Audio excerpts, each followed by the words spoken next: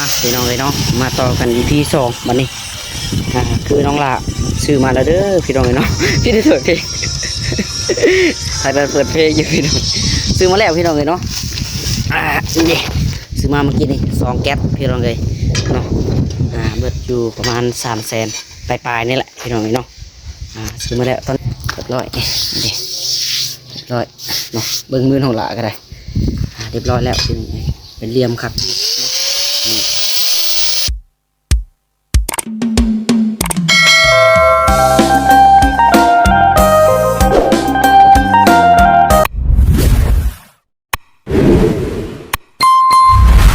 มาพี่น้องเลยเนาะมาต่อกัน EP 2วันนี้คือน้องละซื้อมาแล้วเด้อพี่น้องเลยเนาะพี่ได้เปิดเพลง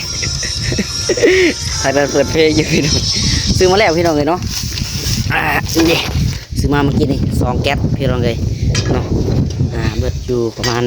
300,000ปลายๆนี่แหละพี่น้องเลยเนาะซื้อมาแล้วตอนนี้ก็กำลังเริ่มติดนี่เลยพี่น้องเลยตัวมันแล้วกับขันนี่แหละ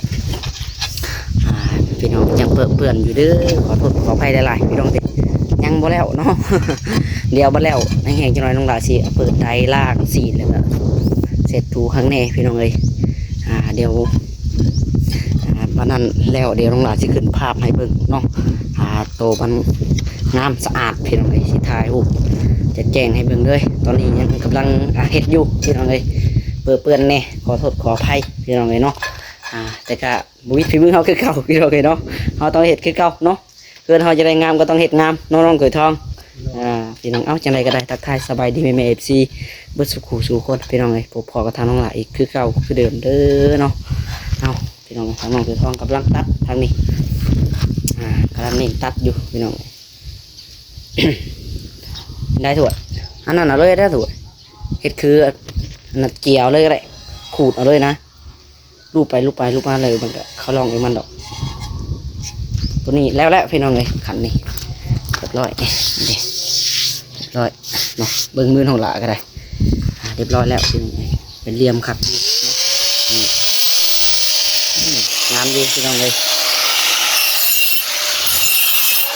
นี่แหละก็ใส่ปนกันเนาะใส่ซับกันมันหมดซับมันหลายคนพี่น้องเลยเนาะ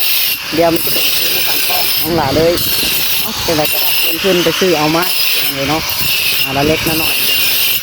ต่อยทางพ่อแม่จะนำ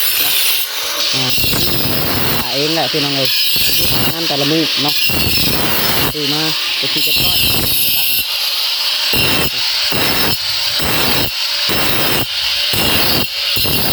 ไปหลาขออนุญาตพี่น้องเลยจะเรียกต่อก่อนเนาะครับพี่น้องเลยจะได้เห็นได้นุ่มแบบนี้เด้อเนาะขอที่ขอให้จับกล้องพี่น้องเลยเดี๋ยวต้องขออนุญาตเห็นเรียกก่อน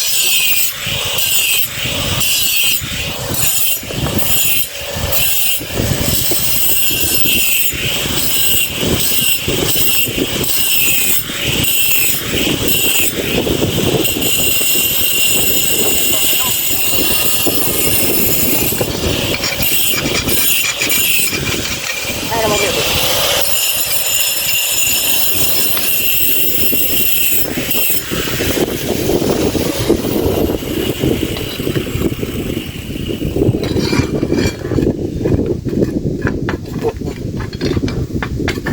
ยวเราขับเยอะเจ๊ใหม่น้องลูกไปแล้วสิขวาอีกใหม่พอเหยียบเนี่ยใครพอเหยียบรุดอะไรรุดแรกวายนะทางสิบเบิ้ลโอ้โหพี่น้องเลยน้องหลาลืมบอกสิบเบิ้ลเหยียบเนาะแค่แบบเดียวเลยใครจะปวดยังอ่อนอยู่กินหมอกได้อยู่แต่กาใส่บ่ได้แล้วเด้อพี่น้องเลยเนาะแข็งกระด้างเปื่อยขนาดนี้ใส่บ่ได้แล้วพี่น้องไม่แน่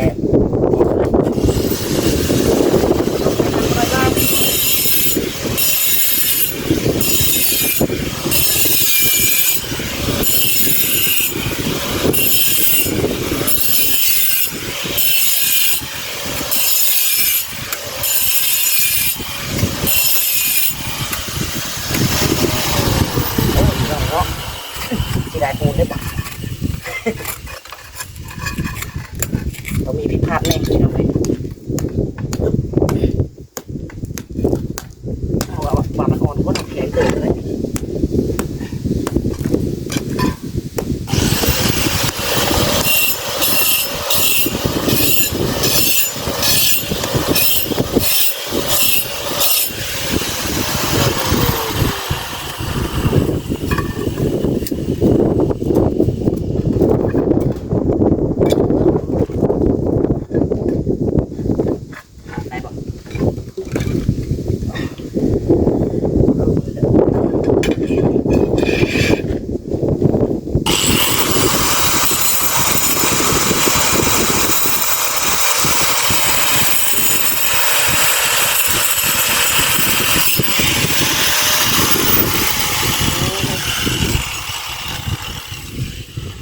เต็มหน้าเนี่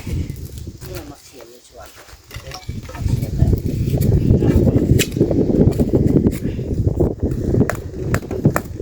แข็งเกินไปไปเศร้าพี่เนาะยังโอเค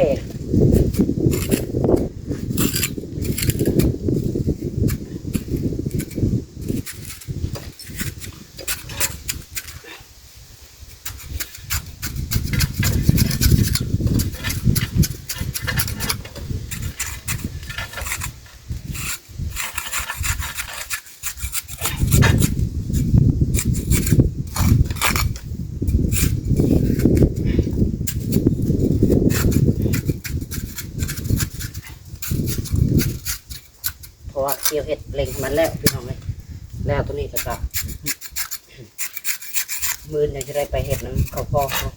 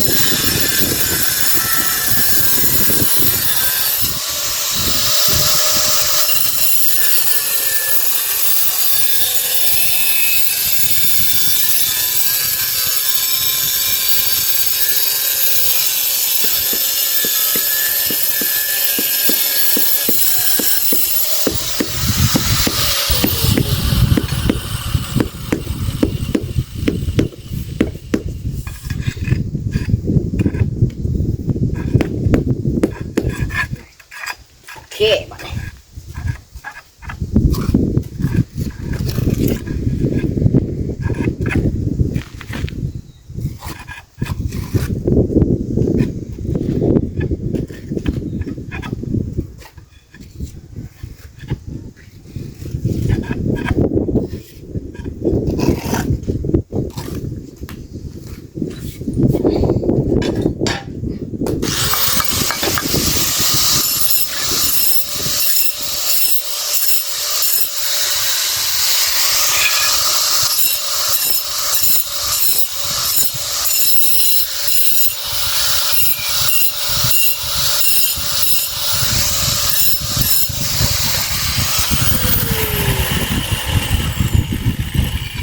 แม่มาถวด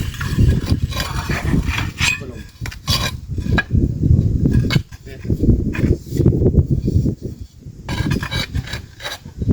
เอาปูใหม่เนาะ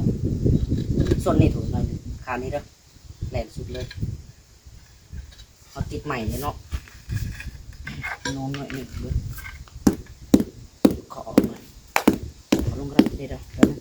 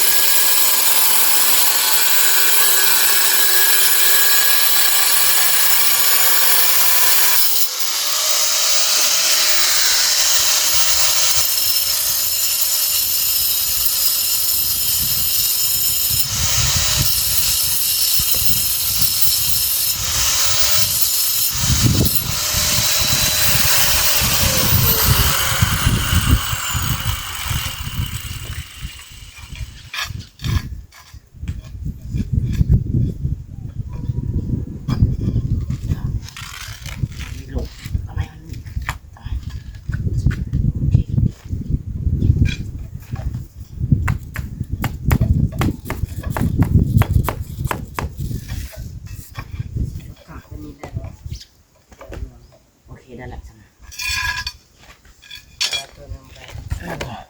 ตัวนี้แหละ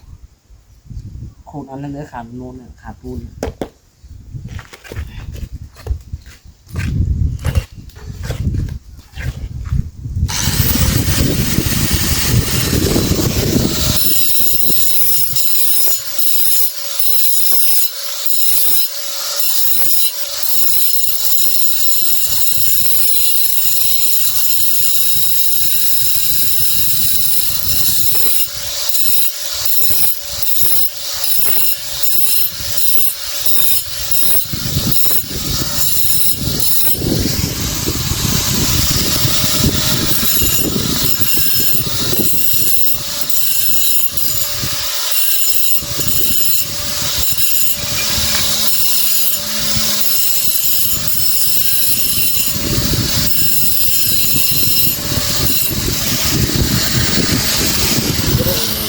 เก่งอ่ะ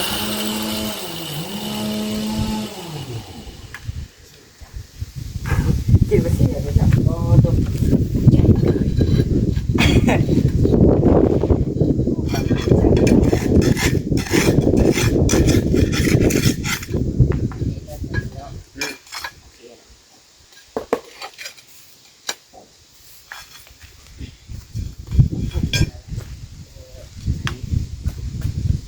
ได้สิแบบได้สี่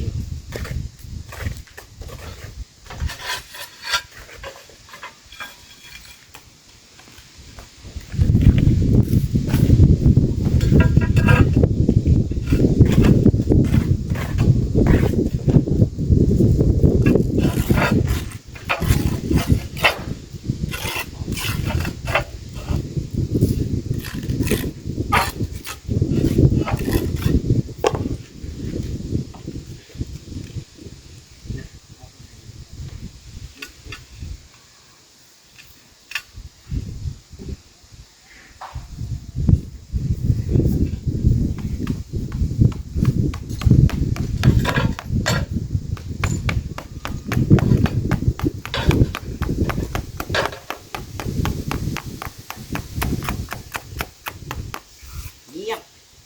สวย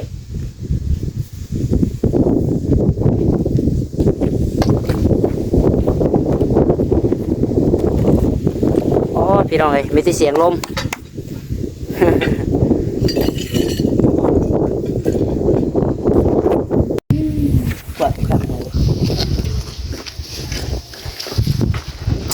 เรียบร้อยบันนี้จุดค